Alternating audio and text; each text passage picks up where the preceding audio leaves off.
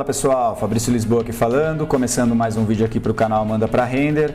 E no vídeo de hoje eu vou falar para vocês aqui 5 recomendações, né, ou 5 dicas que eu uso no meu dia a dia e que eu fiquei pensando e que talvez possa realmente contribuir aí com a produtividade e aumento de produtividade de vocês. Legal? Então, se vocês curtiram essa ideia, deixa o like aqui nesse vídeo, se inscreve no canal se ainda não for inscrito e ativa aí as notificações para receber os alertas quando tiver vídeo novo. Bora lá então, já estou aqui com a minha tela aberta no 3D Max. Bom, pessoal, a primeira recomendação aí, barra dica que eu quero dar para vocês é relacionado ao salvamento dos arquivos, tá? Então, para quem ainda está iniciando aí no 3D Max, você pode vir aqui nessa abinha do Customize, Preferências, e você vai ter aqui, ó, essa segunda abinha, que são os Files. E aqui tem duas das dicas vão estar aqui nessa abinha. A primeira que eu queria mostrar para vocês é essa opção aqui, ó, do Compress on Save, tá? O que ela faz, pessoal? A minha está desativada porque realmente no meu caso eu não preciso, né? Eu não uso ela, mas pode ser que para você ela seja muito útil. Por quê? Porque uma vez que você clicou aqui e deu um OK, a partir de agora, toda vez que você for salvar o seu arquivo, ele vai primeiro compactar e depois salvar. E o que vai acontecer? Ele vai ficar um arquivo bem mais leve, tá? O íconezinho lá no Explorer não vai alterar, tá? Não é que ele vai ficar aparecendo que está dentro de um zip ou algo do tipo. Ele vai ficar um arquivo, o mesmo ícone, a miniatura ali do 3D Max. No entanto, você vai perceber que ele vai ficar um arquivo muito mais leve, certo? Então ele vai realmente fazer isso, ele vai compactar e vai salvar o arquivo como se ele estivesse realmente num zip. E dessa forma você vai conseguir economizar bastante espaço aí no seu disco, né? Então por isso que eu disse que eventualmente para você pode ser útil.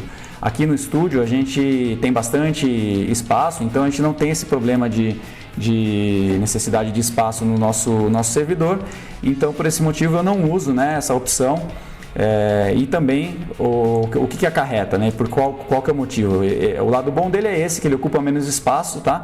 No entanto, uma vez que eu ativei ele aqui, ele vai demorar mais, tanto para salvar como para abrir, porque realmente ele vai compactar primeiro para depois salvar. E se você está mandando abrir o arquivo, ele vai descompactar para depois salvar, para depois abrir. Então ele acaba demorando bem mais, né? Se você fizer alguns testes aí com os arquivos, você vai conseguir perceber essa diferença.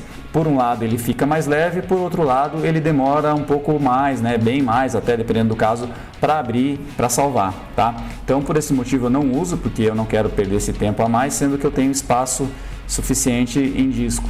Então faça a análise aí para vocês se é realmente viável, se vale a pena ou não. Legal? A segunda dica que eu quero falar, ainda relacionada aqui a salvamento dos arquivos, é em relação aos autobacks, tá? Para quem é novo também aí, está começando agora, você vem aqui nessa mesma abinha, né? Mais uma vez, Customize, Preferências, a segunda aba, né? Ele vai abrir aqui, você vem aqui em File e vai estar aqui, ó, Autoback. Aqui, por padrão, o 3D Max, ele vem com 3 e 5 minutos, tá? O que significa? Ele vai fazer 3 autobacks com intervalo de 5 minutos entre eles, tá? Salvou 3, os próximos 3 vão sobreescrever esses 3 iniciais, certo? Então, o que eu recomendo, né? Você fazer uma análise também do que é o mais apropriado aí para vocês. Vocês viram que o meu padrão, que eu gosto de trabalhar, são 5 autobacks e a cada 25 minutos, tá? Por quê? A cada 5 minutos eu acho que fica um pouquinho ruim, porque imagina você trabalhando num arquivo às vezes pesado, né? E de 5 em 5 minutos ter que esperar ele salvar esse arquivo.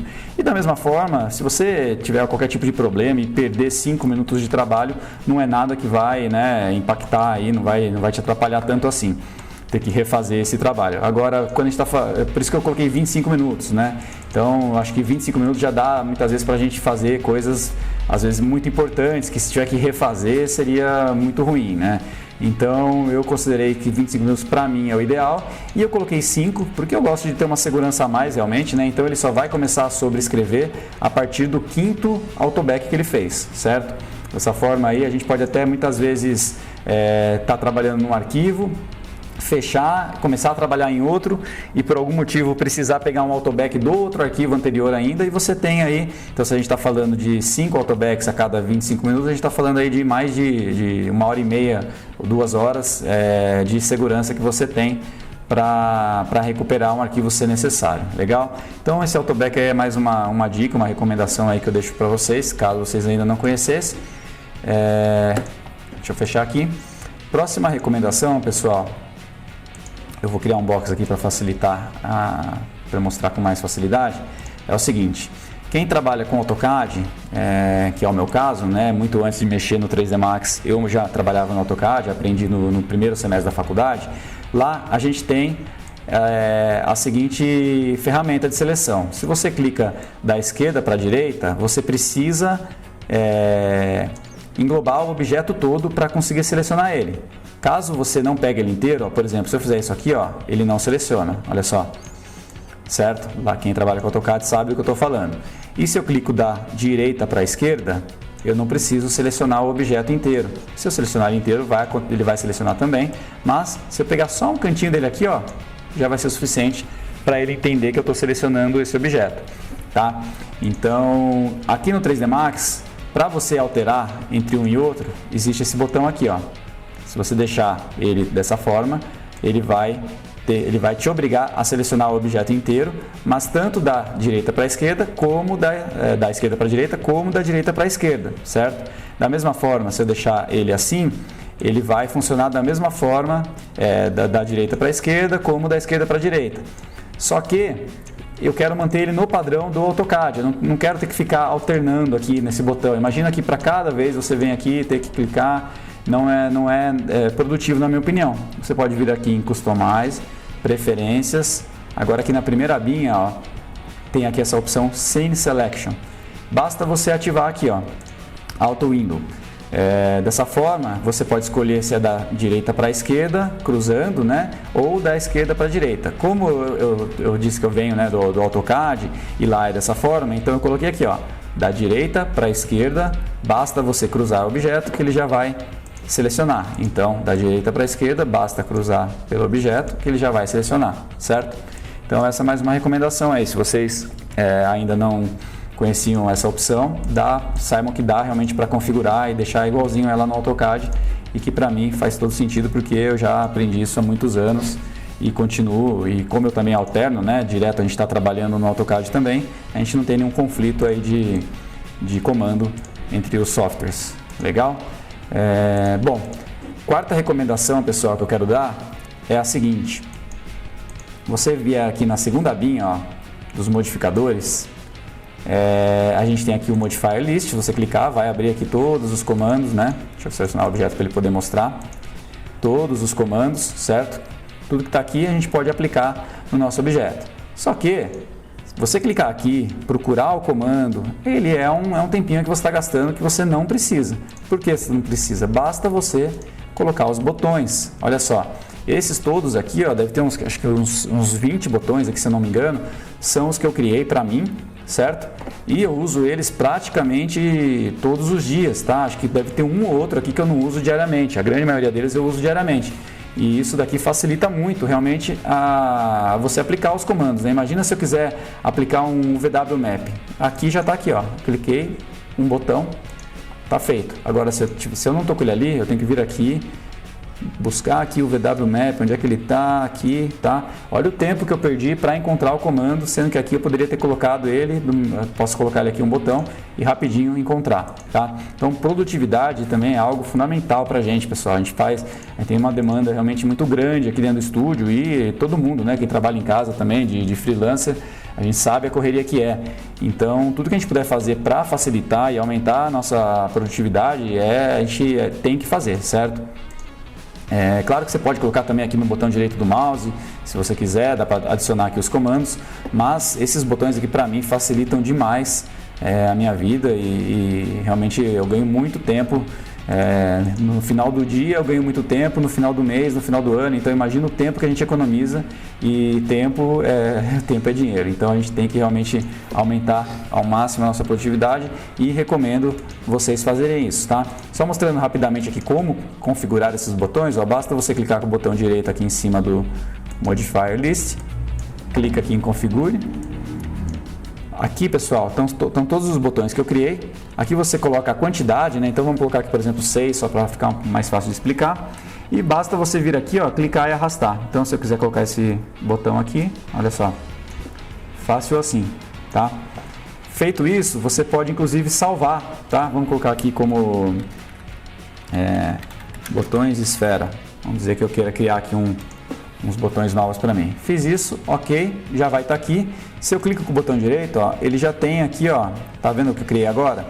Ele já está aqui ativado, ó, a setinha aqui indica que é ele que está ativado, mas eu posso criar vários aqui, ó. Então, se você às vezes tem mais de uma pessoa que pode trabalhar no mesmo computador, você pode inclusive personalizar dessa forma, tá? Pode ter aqui igual tem aqui o meu, que eu criei, eu tenho aqui um Fabrício 2 e tem agora esse aqui da Esfera. Então, você pode criar dessa forma para configurar vários botões, tá? Claro que a grande maioria vai se repetir, né? Que a gente usa os mesmos comandos, mas eventualmente se você é mais modelador, você vai usar alguns comandos que eu não uso, porque eu não sou modelador, e assim por diante. Você vai configurar aí da melhor maneira possível para você, tá? E a última dica que eu quero deixar, a última recomendação, também relacionada à produtividade, pessoal, já falei aqui desses botões, agora eu vou falar aqui desses botões que eu criei aqui, ó. Tá vendo essa fileira aqui de baixo, ó? Toda ela são botões que eu criei, alguns são plugins, outros são os scripts, que vão facilitar muito também a minha vida, tá? Se você não usa botões aqui, eu recomendo também você colocar o máximo possível aqui de scripts, enfim. E tem até aqui alguns comandos, então eu estava falando lá do VW Mapping, ó, eu tenho ele aqui, mas eu criei um botão de VW Mapping que está aqui, ó. O que ele faz? Ele cria um VW Mapping Box de 150 por 150 por 150. Por quê? Eu percebi que ao longo dos anos de trabalho, esse mapeamento, o VW Mapping Box de 150 por 150, ele vai funcionar inúmeras vezes, tá? Então, se a gente está aplicando em uma madeira, ele vai funcionar. Se a gente está aplicando um granito numa bancada, muitas vezes ele vai funcionar. Se a gente está aplicando, sei lá, qualquer tipo de acabamento, aí uma grama ou qualquer coisa assim numa área externa, ele muitas vezes também vai funcionar. Então, ao invés de eu ficar aqui clicando o VW Mapping Box, colocando aqui, ó, 150, 150, 150, pô, olha o tempo que eu perdi para fazer isso. Sendo que eu coloquei aqui, ó, é um clique e está feito, está aplicado, tá? Então, esse foi mais um dos botões que eu criei, que é coisa configurada que eu criei para minha interface, né? Algo exclusivo meu. E eu quero que vocês sejam criativos, né? E comecem a pensar também em botões que vocês possam colocar aí para auxiliar o seu dia a dia, tá? Então, outro aqui, por exemplo, rapidinho, ó.